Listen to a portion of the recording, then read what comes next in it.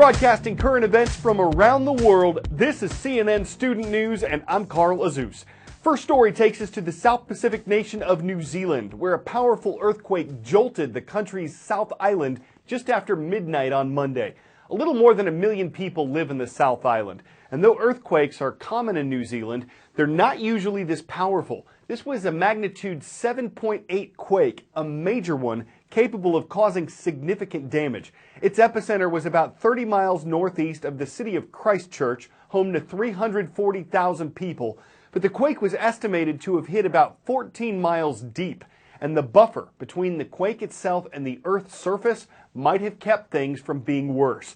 New Zealand's building code aims to make structures strong enough to get through tremors, but especially in an island nation, the quake itself is only part of the problem.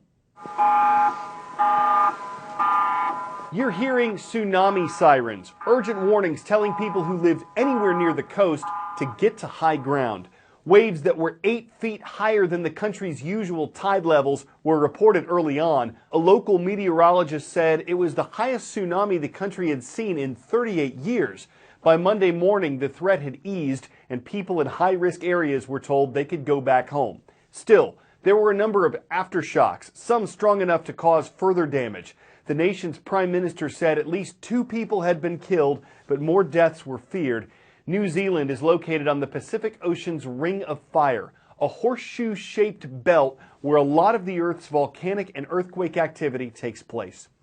For the struggling economy of Egypt, aid is on the way in the form of a $12 billion loan from the International Monetary Fund. The IMF is an organization of 189 countries. It aims to stabilize global economies, and it gives loans to member countries that need it. Egypt is one of those countries. Since the so-called Arab Spring led to the overthrow of its leader in 2011, Egypt's economy has been on a slide. Political struggles and terrorist attacks have hurt Egypt's tourism and foreign investment, and the IMF loan can help.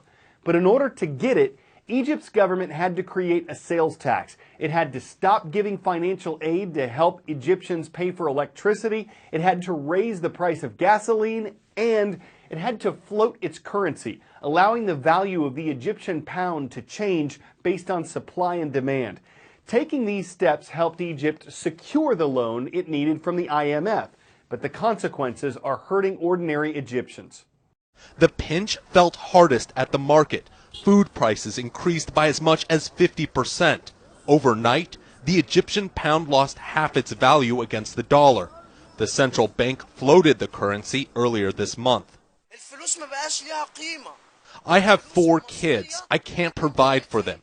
Egyptian money is worthless. This 200-pound note has become essentially 20, says this street vendor.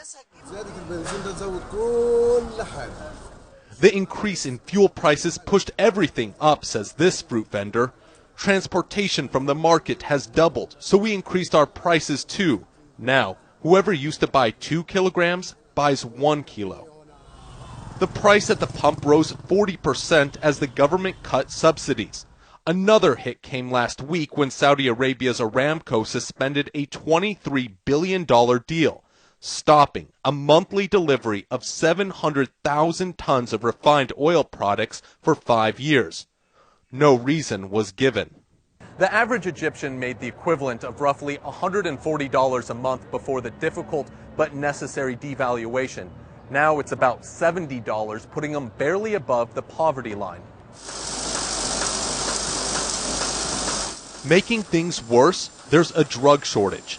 This factory produces crucial heart disease medication and antibiotics. Its marketing director says they're struggling to keep up with demand because the government sets prices at the pharmacies artificially low, adding they only have enough raw materials for 3 to 4 months. More than 5,000 firefighters and other workers who help them are trying to get a handle on dozens of forest fires in Appalachia. Tens of thousands of acres have been scorched. Dozens of aircraft are assisting in the fight. An entire town in North Carolina had to be evacuated, and a wilderness area of northeast Georgia has been burning for almost a month. While some of these fires are being investigated, they might have been caused by arson.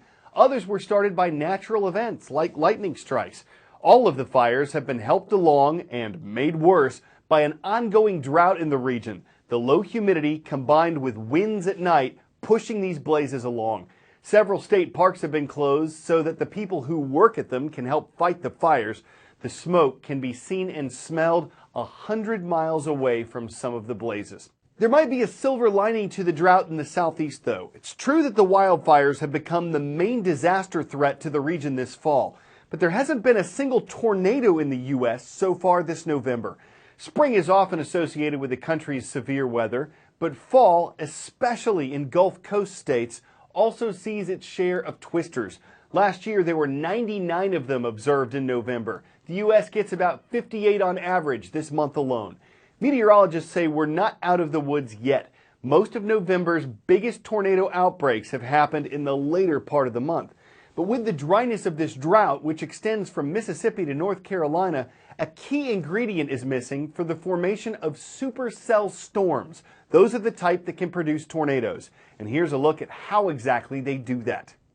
All you need for a tornado really to form are thunderstorms and a jet stream. That jet stream's aloft, it makes the energy. If you have moisture at the surface, dry air, cold air pushing that moisture up, you can get a tornado to form in any state. Those days where all the ingredients combined, you get the humidity, you get the dry air, you get the jet stream, you get upper energy in the jet stream, you get winds turning as you go aloft. The higher you go, the winds actually change direction.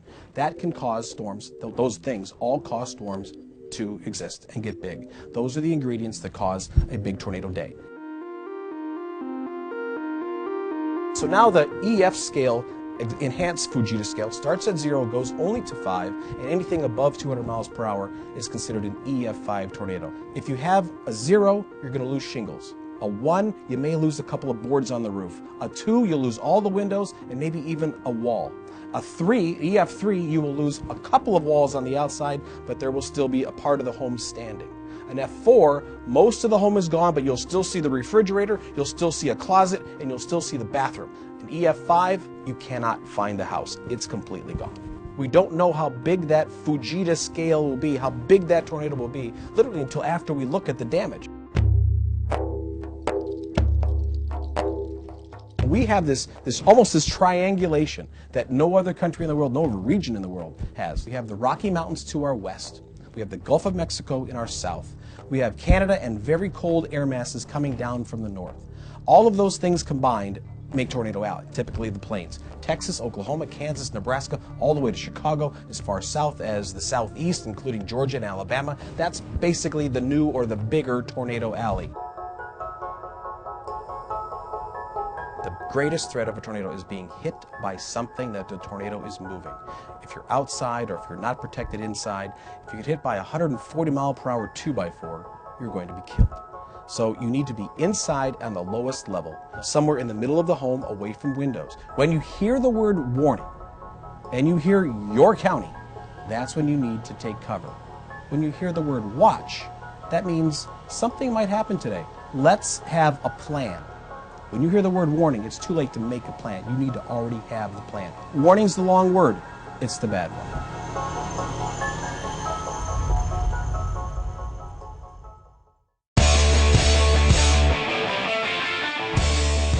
Anyone know the plural of mongoose? Because this is it.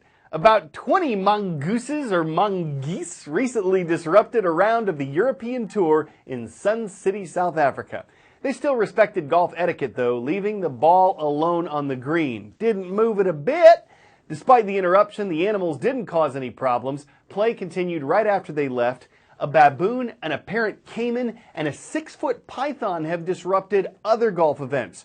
So in light of all that, mongooses seem pretty tame. They're obviously part of the club. Their ground game is good compared to eagles and birdies, and they're great at driving snakes away, though golfers looking to iron out the wrinkles of their game might say that mongoose on the course are just not ferret. For CNN Student News, I'm Carl Aguse.